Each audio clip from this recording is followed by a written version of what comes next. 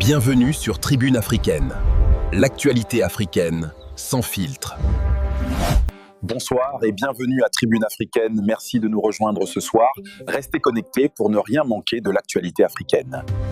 Depuis plusieurs jours, le soutien affiché de certaines organisations au capitaine Ibrahim Traoré suscite de nombreuses réactions au Burkina Faso et au-delà. Le Front de défense patriotique et la coordination des associations de la veille citoyenne ont publiquement exprimé leur appui, affirmant leur engagement en faveur de la transition en cours et de la souveraineté nationale, tout en condamnant vigoureusement cette tentative de déstabilisation. Écoutons. Le Front de défense pour la patrie s'est également fait entendre sur la tentative échouée de déstabilisation du pays.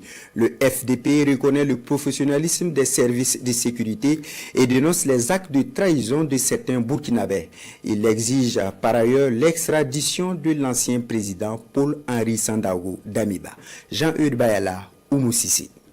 Le Front de défense pour la patrie FDP s'insurge contre la tentative de déstabilisation du Burkina Faso.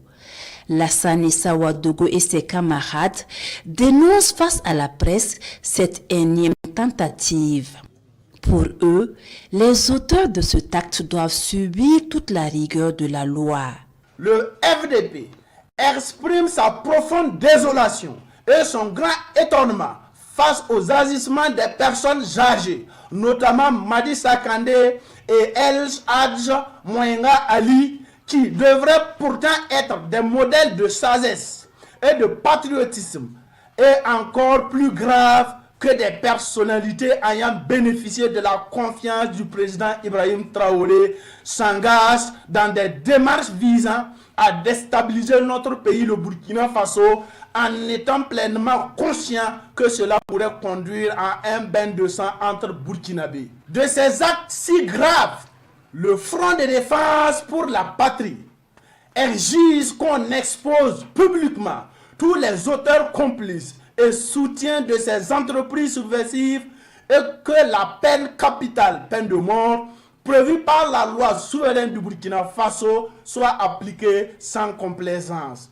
Le Front de défense pour la patrie demande aussi l'extradition de l'ancien président Paul-Henri Sandaogo Damiba, impliqué à plusieurs reprises dans des tentatives de déstabilisation du Faso. Le Front de défense pour la patrie condamne fermement les agissements de certains pays voisins en complicité avec l'impérialisme qui œuvre à semer l'instabilité du Burkina Faso et les exhorte à cesser ces manœuvres, à privilégier l'intérêt général des peuples et la paix dans notre espace commun. Et à cette conférence de presse, le FDP appelle le peuple burkinabé et les autres peuples de l'AES à la vigilance.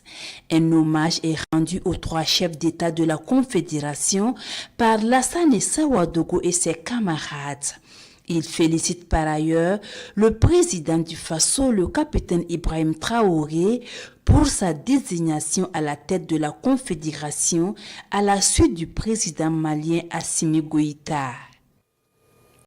La coordination nationale des associations de veille citoyenne CNAVC animé ce matin un point de presse et une conférence pour exprimer son soutien au chef de l'État et aux forces combattantes. À cette occasion, la CNAVC a condamné avec force les tentatives de déstabilisation du Burkina Faso.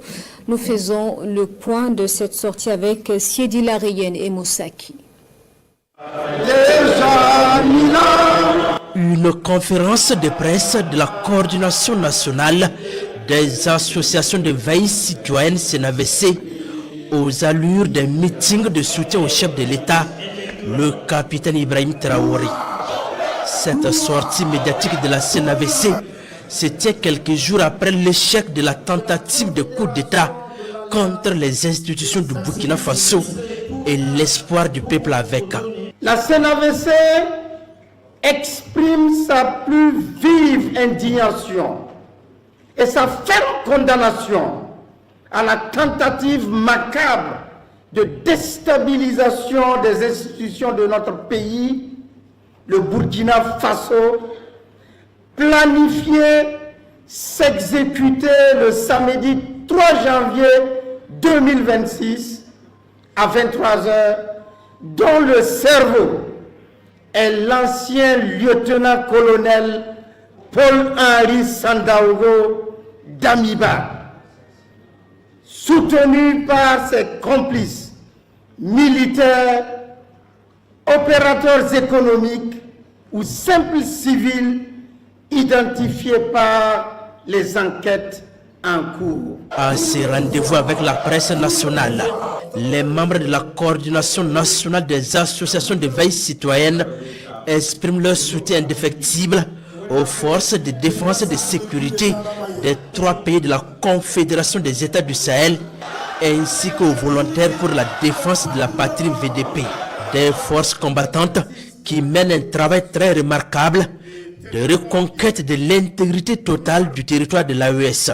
La CNAVC salue le professionnalisme, la vigilance et la capacité d'anticipation des forces de défense et de sécurité ayant permis de déjouer cette entreprise criminelle et sanguinaire dirigée contre la sûreté de l'État.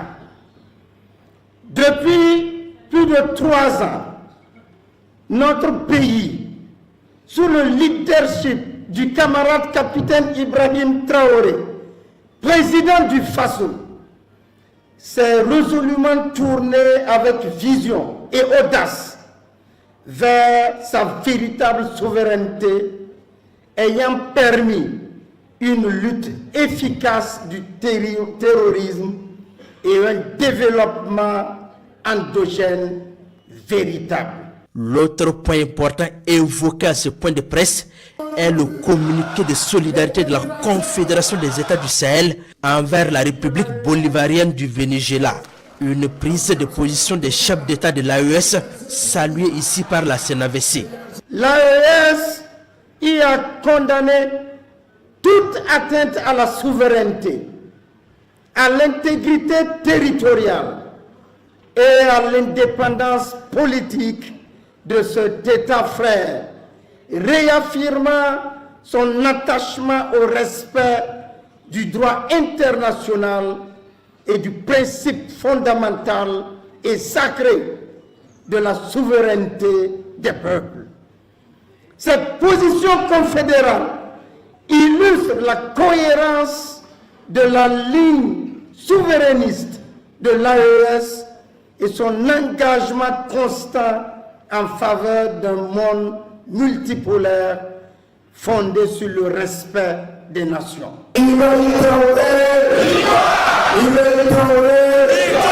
À ces rendez-vous de Ouagadougou, les membres de la CNAVC expriment leur profonde reconnaissance aux forces vives du Burkina pour leur sacrifice et leur engagement au service de la révolution progressiste populaire RPP. Il les invite à renforcer cet esprit d'abnégation renouvelé, d'intensité accrue du patriotisme, de vigilance et de veille citoyenne pour la consolidation définitive de la souveraineté nationale et de la refondation profonde de l'État. Pour continuer dans cette dynamique, ces hommes et femmes annoncent la tenue du Forum confédéral des organisations de veille citoyenne de l'AES dans les jours à venir.